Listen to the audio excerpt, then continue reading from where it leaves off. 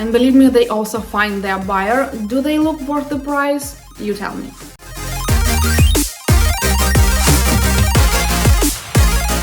Hello my beautiful friends, welcome back to my channel. If you are new, my name is Alisa and I share fashion and style related tips here on YouTube. So if this is your area of interest, feel free to subscribe, and also don't forget to turn on notification bell to stay up to date with my new videos, which are released every Wednesday.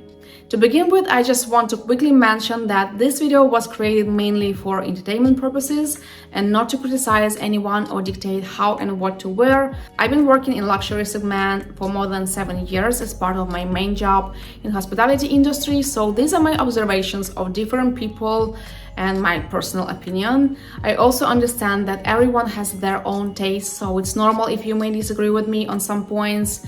Anyway, it's up to you to decide what to do with this information. And now, with all this being said, let's get straight into it.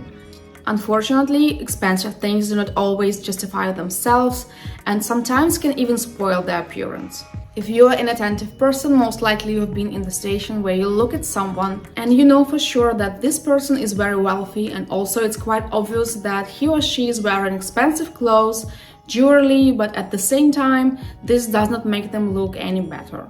Take for example distressed or washed out jeans, especially when both are combined. I may admit that individually these models, they can be styled in different ways and so can still look pretty decent. But I haven't yet met an expensive looking jeans models that combines distressing and washing out the fabric at the same time.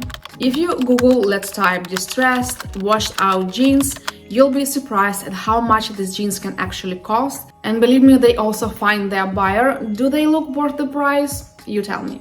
Lack of proportions in the outfit or old-fashioned styling. Let's take a closer look at this picture. A tight mini skirt paired with a tight top plus pumps with a higher heel. Not good, right? If you want to wear a mini, a more voluminous top will look much more elegant and organic, like an oversized short or elongated blazer.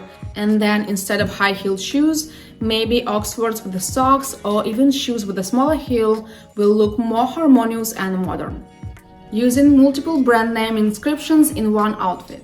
And I'm referring specifically to inscriptions, not logos.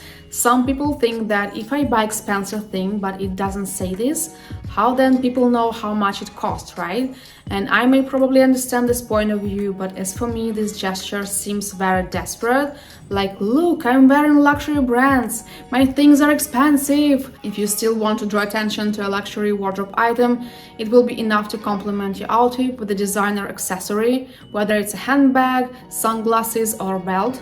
Such restraint definitely looks more chic and classy. Rhinestone embellishment on casual items.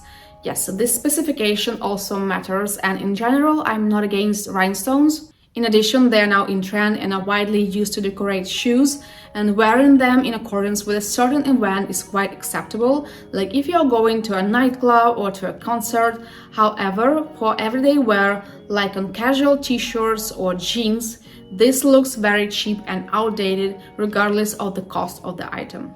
Wearing colors that do not go well together. Examples can be nude and yellow, brown and gray, or white and silver, as well as the use of shades that do not suit your color type.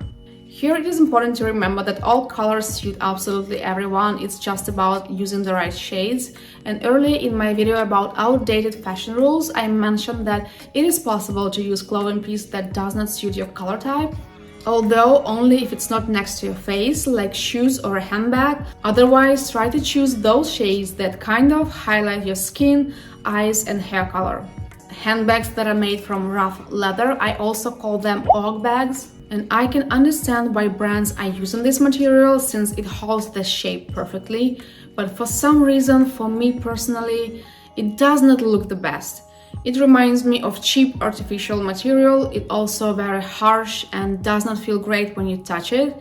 It is more pleasant to carry a soft leather handbag, which at the same time looks much more luxurious. The next point is about hair extensions, and firstly I want to talk about visible tape-ins. That is, then they are made very close to the top of the head, and this way they are covered by a very thin layer of hair, so they still very noticeable through it. And here the question is more to the masters who are doing this. since clients themselves probably do not know how their hair looks from behind. But if you saw this at least once, you know that no matter how good looking the girl is, this unpleasant moment significantly spoils her appearance. Secondly, then the hair extension shade and your own does not match, and honestly this is what I have right now. As you can see, the color is slightly different, but on the other hand, they are all the same length since I only wear them to add volume to my hair, and it looks like the coloring is done that way on purpose.